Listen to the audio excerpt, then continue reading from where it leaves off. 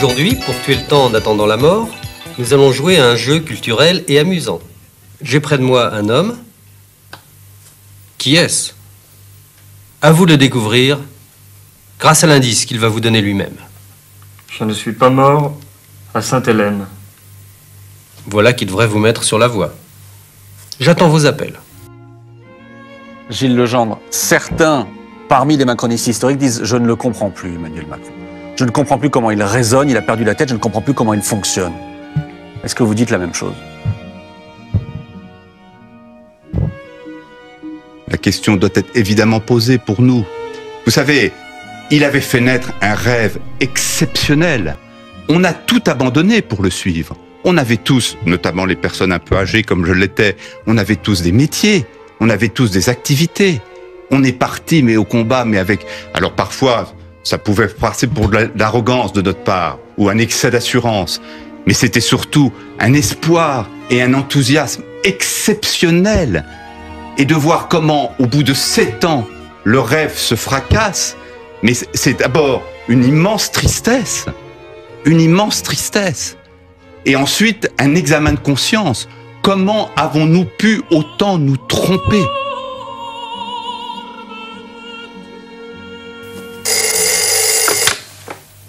Napoléon? Ah non, madame, ce n'est pas Napoléon.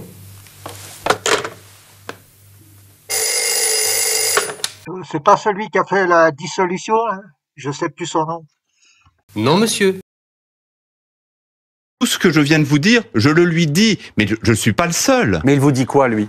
Il écoute. C'était le 4 septembre dernier à 19h30 dans le bureau du président de la République à l'Élysée. Qu'est-ce qu'il vous dit? Il m'écoute déjà. Et ça, c'est une grande qualité du président. Oui, il faut le reconnaître. Qu'est-ce qu'il en fait derrière? Ben, manifestement, il n'en a rien fait. Si on vous accorde 30 secondes face au président de la République aujourd'hui, qu'est-ce que vous lui dites? Je lui dis, Monsieur le Président, avec tout le respect que j'ai pour vous... Qu'est-ce qu'il y a après une crise politique? C'est la crise de régime. C'est-à-dire le pays clairement ingouvernable.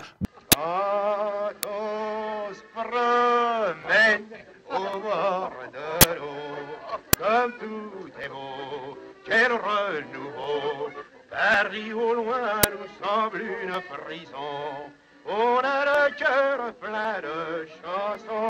Désolé. Vous posez l'échec que vous constatez aujourd'hui, c'est la faute à qui? Oui, c'est la faute à qui?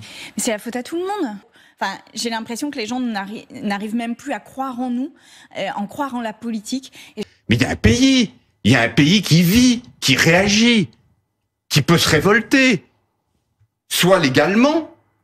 On l'a vu à travers le vote massif pour les extrêmes au premier tour, mais qui aujourd'hui continue d'exister, continue de suivre le spectacle et se pose des questions en se disant mais ils sont devenus fous. Ils sont devenus fous, ceux qui écoutent BFM et qui sont du coup très bien informés, se disent mais où est-on? Où est notre pays? Où est l'ambition? Où est la vision? Oui. Oui. Oui, madame. Oui, madame, vous avez gagné. En effet, chers amis, cet homme n'est pas mort à Sainte-Hélène. Il a l'oreille coupée et il est fou. C'est donc bien étonnant, non?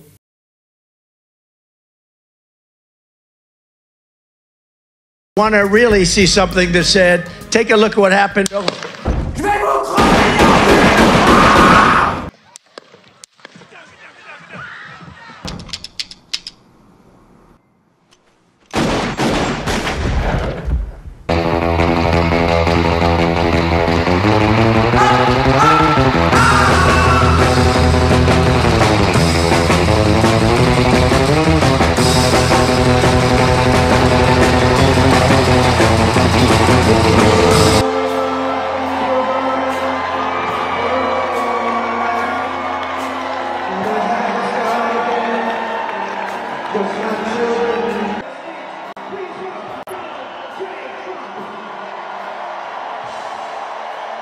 Le bon Dieu aurait arrêté les balles lui-même, si je comprends bien.